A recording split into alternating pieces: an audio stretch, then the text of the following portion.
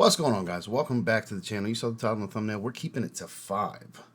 My personal 5. Your list will vary. I didn't grab every niche fragrance. One that I wish I would have got a bottle of, I'm just waiting on the right price, Oudzarian from Creed.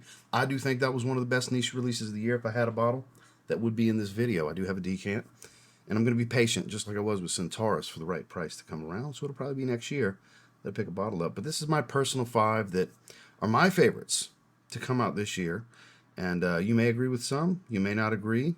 Everybody's got their taste and their choices. I didn't get every single thing. I didn't even come close to getting every single thing. So again, be mindful. I have to do this disclaimer because be like, how do you not have this on there? How do you not have that? Look, my wallet and my taste are not your wallet and your taste. How you spend your money and what you like are going to vary. This community is why I have to give these types of disclaimers. So, and it's for a minority of you guys. The majority, you get it. You understand. You're logical people. But for some, you have to slow walk them through why their favorite fragrance isn't on your personal list of favorites. Let's get into it, shall we? Stay tuned.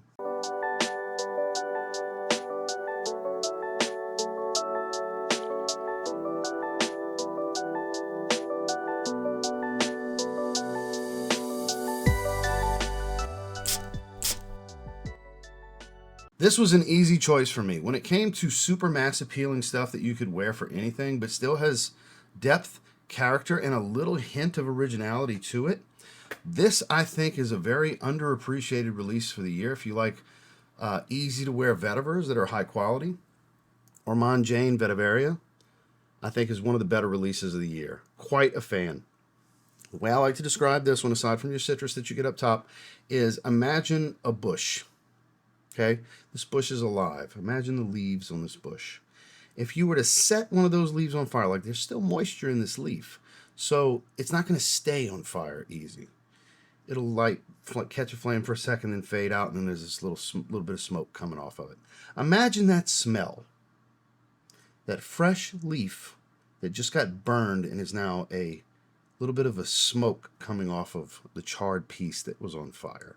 A smoked green leaf vetiver smell. Woody, not super earthy, clean, aromatic. I believe there's a little bit of juniper in here. Lime, I believe, is the citrus. This is just stunning. You could wear this for everything. The quality's great. The performance is well above average. This is one that will dress up. This will dress down. This is just very much a true signature scent profile. It is so good. It's like there's a little bit of this green spiced element to it while still being fresh, juicy, aromatic, a little smoky. I'm telling you, that light smokiness to this one just captivates me.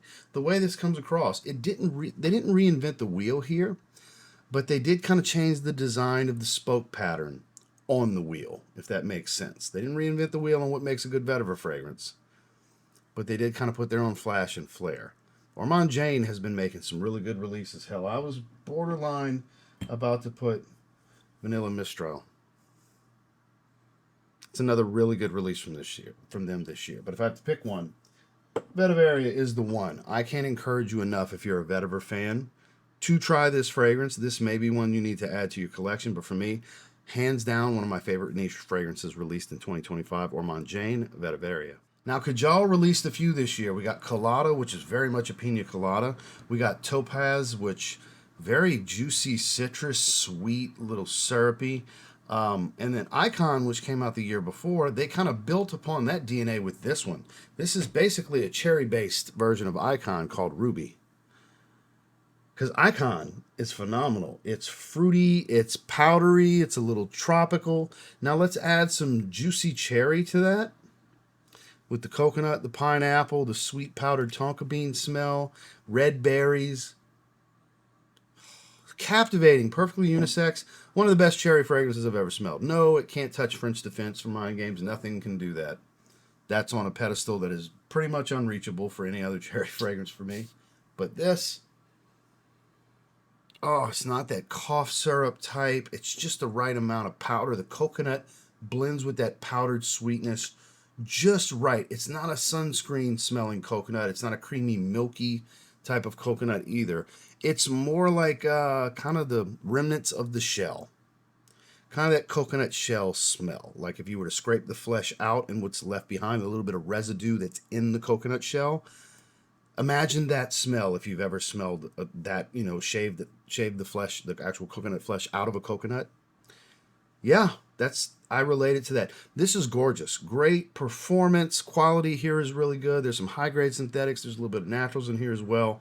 This is something that everybody can enjoy. If you're looking for a stunning tropical cherry fragrance of all things, meet the two different worlds meeting, this is it. This is something you could have some fun with year round. It's just a fun fragrance. It's very casual. It's not necessarily a first date or date night fragrance, but it can be if you really want to, if you know what you're getting into and who you're going with. But definitely a fun casual night out, fun daytime, just casual in general. This is a stunning release from them that I don't think it's enough credit because they've released so many tropical type fragrances in their last handful of releases. But this one stood out the most to me this year. I'm just a fan. Kajal Ruby. Now, I got to discover this entire house this year, and this was their newest release at the time. This came out this year, and it kind of blew me away. It's quite different. For being a woody aromatic musk, more of a woody musk, I think would be the way to go. There's some slightly earthier tones to it. There's a fig accord, a slightly juicy fig accord that offers a touch of fruitiness here without making it super sweet more than the vanilla does. There's a soft ambery tone to it. It's just, like I said, a very clean musk, a load of different warm, sensual woods, cashmere wood. There's a cedar note that's lovely in here. Just beautiful from house to Dastan. This is unseen. This entire house has impressed me, but Richard Herpen, I think, did some really good work here with this one in particular. This is beautiful. I think anybody can wear this one. And if you like woods and you want kind of a creamy, clean, musky smell, and I think the creaminess you can attribute to the vanilla and the patchouli, adding to the creamy, making it creamy because it's very musk and softwood dominant. And those are more supportive notes. I think that kind of enhance the woody musk main accord here as the olfactive profile.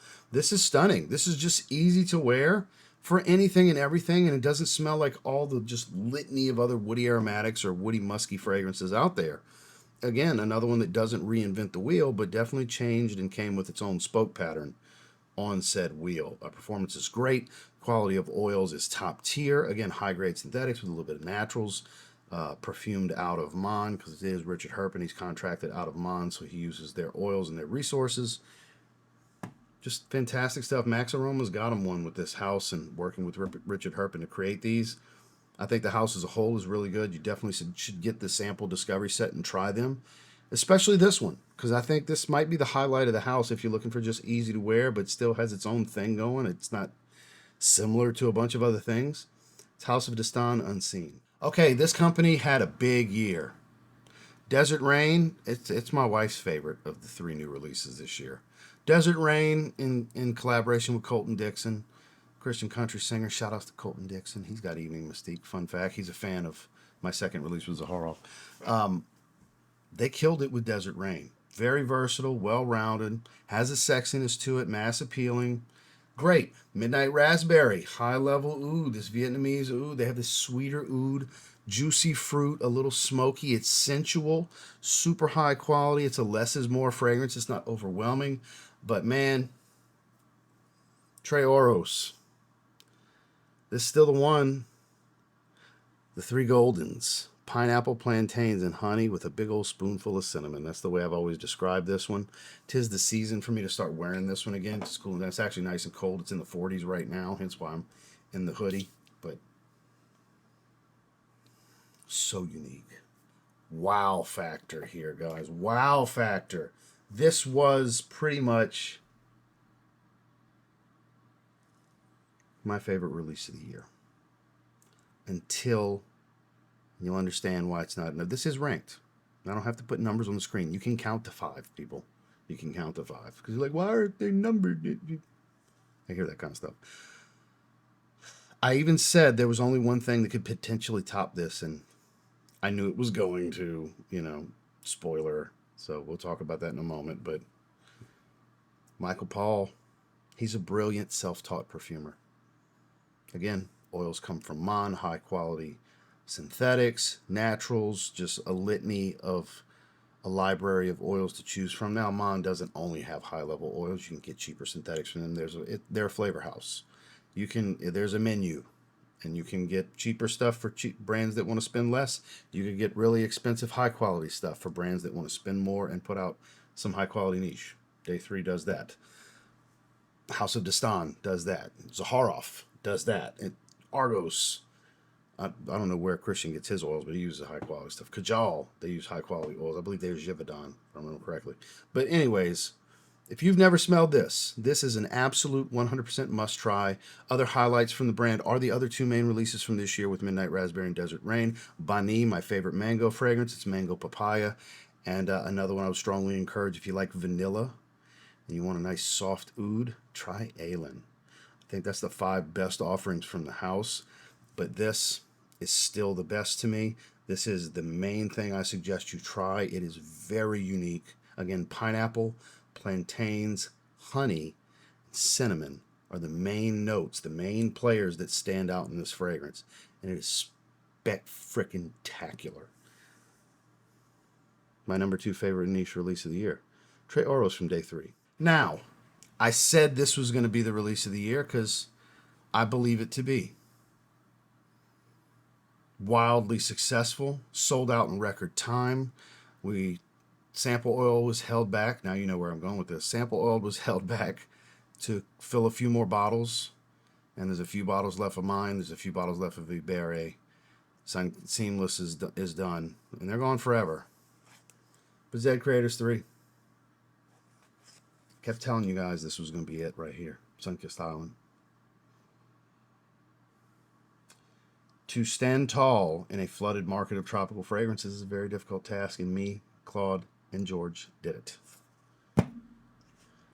To have a first outing that is just twisted steel and sex appeal in a vanilla flooded market, vanilla based, to have something that stands out to be masculine yet gourmand, at the same time clean lavender, soft leather, dense cedar, sweet dates, pink pepper to spice things up and add a little bit of an aromatic pop to this one, powdered sugar, vanilla, and tonka, but not be overly sweet and powdery. Just Jordan and his perfumer killed it. And then Justin and Grace with Vincent created another well-rounded, versatile, everyday fragrance. One of the best green apple notes in fragrance. Yeah, and no, it doesn't smell like fucking Greenlee. Stop that. One note does not make 2 fragrances smell the same, guys. Jesus. Because this is really spicy green apple from this Timor pepper that you get popping right away. There's a little bit of juicy grapefruit in here as well that enhances just the brightness of that green apple. It's a mossy, fir balsam, green, dusty, kind of earthy, woodsy dry down. It's bright and then deep. You could rock this one every day. So these are, in my opinion, bias or not, hands down, the biggest releases of the year. The reception was wild. It's only one batch. 29 days sold out. 30 days sold out. Took me and Justin 6 months to do that last time. 6 to 7 months or something like that to sell out the second round. Record time. And then Jordan was just about sold out when we got a few more bottles that are left because a lot of people were upset that the samples got held back. But if you were selling a product in an open market and you would be like, do I fill these $7 samples for people to try and not have a bottle to buy because they're going to be sold out when we put these samples out because they were almost sold out in pre-sale. If I put these samples out and they like it, they'd be like, damn, you should run more. George, bring them back. And y'all just do all that begging for a new batch when you knew this project is a one batch, one run thing. Or do you keep that oil and get a little bit more bottles out there for those that are going to want to buy them? Ding, ding, ding. The logical answer is you use the oil to fill the bottles. I know the people that just wanted to buy a sample aren't happy about that, and that's okay.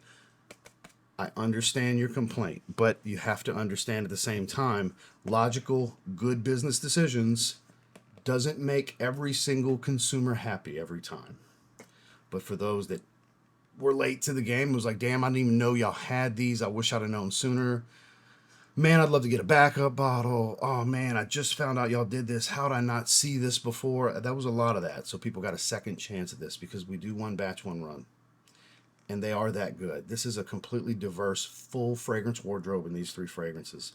Everyday, business, casual, fun, casual, warm weather. Doesn't have to be though. Tequila, ginger, amber keeps it nice and warm.